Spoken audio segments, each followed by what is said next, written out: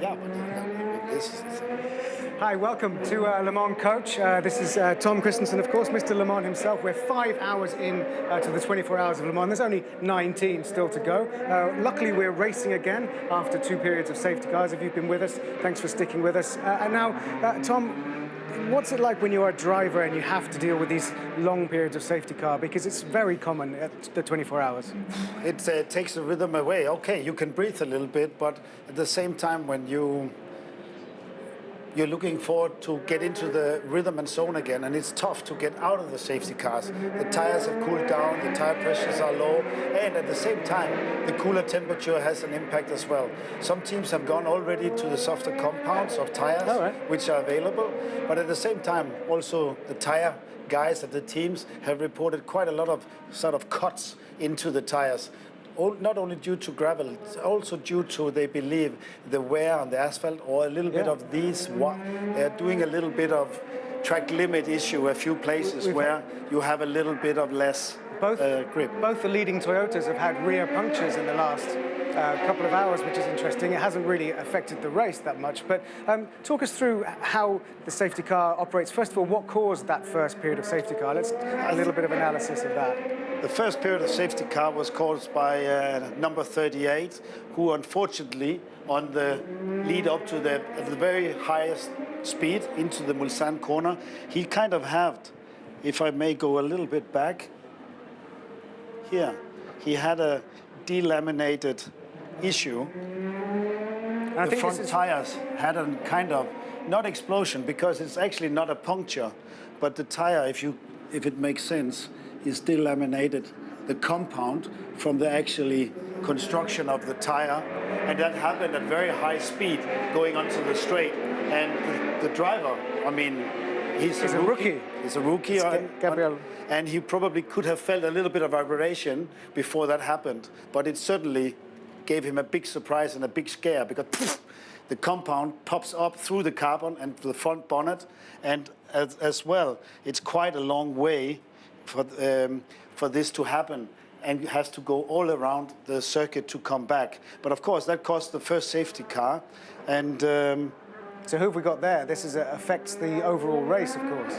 It always affects the overall race. I don't need to go into that. It looks like they are being delayed here, but that's part of the rule of the safety car. If I may go back to show you the map, what you can see here is on the 13.269 kilometer, as you know, I told you before, you have 3 safety cars, not to make sure that in case there's a safety car and everyone gains sort of a lap or loses a lap advantage. So the first safety car will actually be at that point and going from here. That's collecting all the traffic coming, and then he will start to progress around.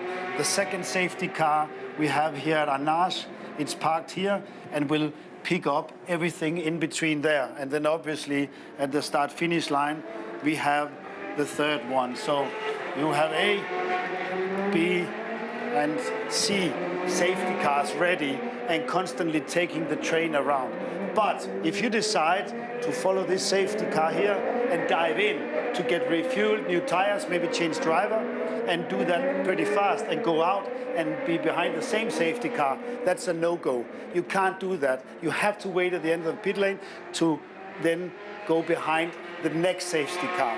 So it makes sense that you don't necessarily gain a big advantage, but on the other hand, there are things which makes you stop. Either you're out of fuel or you want to do a strategic, another safety car, but at least this first safety car caused a bit of confusion, and number 7 clearly at the front gained to Alonso in number 8. And then, of course, got racing again, and then quickly there was another incident which caused a safety car again. Now, this was a much bigger one. Good to see that the driver's okay, but talk us through this, because this was spectacular. Yeah, very spectacular. The first impact, you see even the engine, a bit of fire. It's for the Collis car. very unfortunate. They are definitely out of this race. You're coming through the Porsche corners, and it's a very fast corner on the right-hander. Normally it's taking around 240, 250, and just getting up to 260 before you go into the left one, which is the last of the Porsche corners, or also called karting. And it's demanding corner, and it's a corner where the LMP1 cars are going a lot faster than the GT cars. And so if you show us on the map, because it seems like there wasn't much of a gap. Obviously, he's much faster than the GT yeah, cars. we would like to see the crash, but let's just see exactly where it is. And I will go the Porsche corners you have here. You have the very fast, ultra-fast corners here. And actually exactly where it happens is you're coming around the long right-hander, and the Porsche is going in the racing line, and Kreikheimer is going on the outside. And when they're coming to karting, here they had the crash. Kreikheimer go there into the wall, and the Porsche continues and progresses with his race. But out of the race for poor Kreikheimer. The thing is, it's reported to the stewards, and we will have a look at the stewards later, what the outcome is. But it would have been a shock, wouldn't it, for Eric Maris there, because he's a bronze driver in the GT AM. He wouldn't have expected it looks like he's a little bit, if I may, a little bit offline, but it's marginal. But you can see, normally you will maybe have used a little bit more road, but Kreikheimer certainly has to make sure that everything is happening, right here, and the contacts will happen between the two cars there, just as he breathes into the left-hander. I take it away and let us play it completely, and there is the impact. So that's was it necessary? Could he have waited? That's the things they will be discussing in the stewards' room. The fact is that Dominic Kreikheimer is out of the race with a very good showing for the College car for this year, who has had a lot of issues at previous Le Mans. So very sad for them. Yes, so it's bye-bye Collis. So Tom, we're coming to the end of the coach, so we can get straight back to the action. Give us a sense of what's going to happen in the next 2 hours before we're back. It's going to get dark. Yeah, it's going to be dark soon. The temperature is low, as I said, they are on softer compound. Alonso and Lopez are very, very narrowly matched, and they are on the same fuel load, but it seems like Lopez might be on a fresher set of tires, as it didn't look like Alonso took them last time. But in general, LMP2 full of action, GT2, and a lot of things are happening. And Fernando Alonso is currently leading the Le Mans 24 hours. Thanks, Tom. We'll see you in just under 2 hours. Do you think the rain's going to come eventually? Because the clouds are pretty grey. Yeah, I think.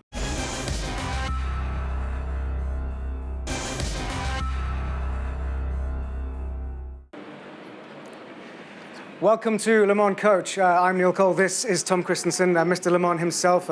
You don't get 9 Le Mans wins without knowing a thing or two about what's going on this amazing circuit behind us. And darkness is coming, which makes things very, very interesting. Now, we've got a slow zone at the moment out on the circuit of de la Sarthe. Tom, can we talk a little bit about what happens during a slow zone? And first of all, what caused the last one?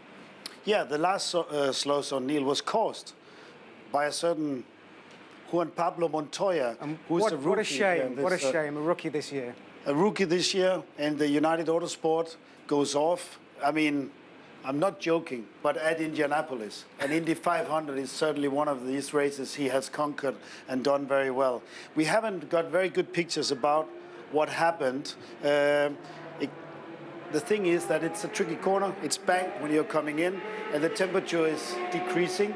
In that sense, there can have been some of the issues which lead him to park it in the gravel. He's back out and he's continuing, and it happened at the Indianapolis, as I said. As he's coming down and he's went off here. And the slow zones, if I may say coursing, this is when you don't have a safety car. You put in a safety car when it's a major accident or something which is having a bigger issue.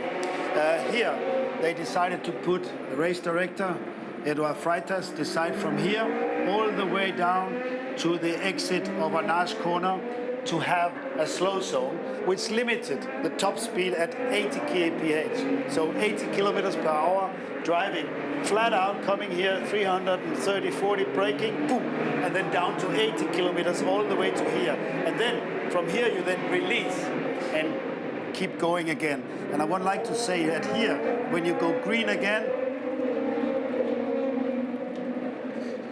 we had another spinner at that point, and it was Thierry, and he's done Le Mans a few times. It's not a rookie error, is it? It's certainly not a rookie error, but it's a mistake. It's a concentration. Here we go. He's in the slow zone, as you can see. He's taking into an arse, putting the power down at that point, and I can see, if you see here, that's exactly where he starts spinning, and he's coming out. So this is quite, if we press the right button. Here we have a green flag, so he's coming out of the slow zone, and obviously he's eager to floor it, because he's just been traveling nearly 3 kilometers in a slow zone at 80 kilometers, and there's nothing a driver wants more is to get out of that. He floors it a bit early, misjudges the grip level he has on the tires, which has obviously cooled a little bit, and that enters him into a spin, which was quite costly as it took him a little while to get going. And he's in second position, chasing that G-Drive racing of Rushinov at the time. Because those prototypes are built to drive fast, so they don't perform as you want them to perform if they've been going slow for that period of time. That's correct. I mean, even though it's not a long time, it will take about 2.5 minutes of traveling that. But when you are into the really good performance or right temperature window on the tires, I mean, things like that can very easily catch you out.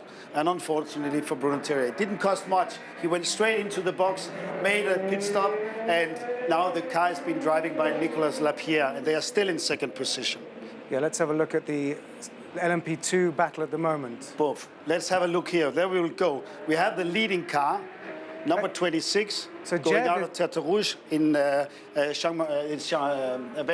Jeff, Mr. Verne driving in front of Lapierre, who's trailing him by quite some margin, and big lead for Verne and the G-Drive team at the moment in this category. Should we look at? Yeah. And as you can see, I can tell you that the track is now green again. We have a green flag, so there's no more slow zone, so the cars are all racing at full speed again, which is good news. I think for the GTE Pro, the race is hot, and it's really, really incredibly tight between all the cars. A little bit except the leader in the pink pig Porsche, obviously the livery from the great 917 many years ago. They have quite a huge lead at the moment by, let's say, where is it exactly? It's about 1 minute 49 at the moment. And that 1 minute 49 is not done on pace alone. It's done a little bit of fortune, but deserved fortune, as they were leading when they came up to the safety cars at the last two we had earlier in the evening, and obviously gained a lead in that sense. But all of the top six in GTE are very, very tightly matched. Apart from that gap, they're close, and their lap times are almost identical. Absolutely. So we're heading into what is undoubtedly one of the many crucial parts of the Le Mans 24 hours. It's getting dark. We've had the period of dusk where the sun's coming down, and just give us a sense of what that was like to drive through, and then what happens when it properly gets dark. Yeah, I mean, the drivers in dusk, it's where it's out of Mulsanne corner, up through the gearbox, 300, 320, 330, reaching top speed around the kink down to Indianapolis. That's where the sun is straight into your eyes, and it's very irritating because you're certainly blinded for some meters. And at that speed, the meters, you travel very fast.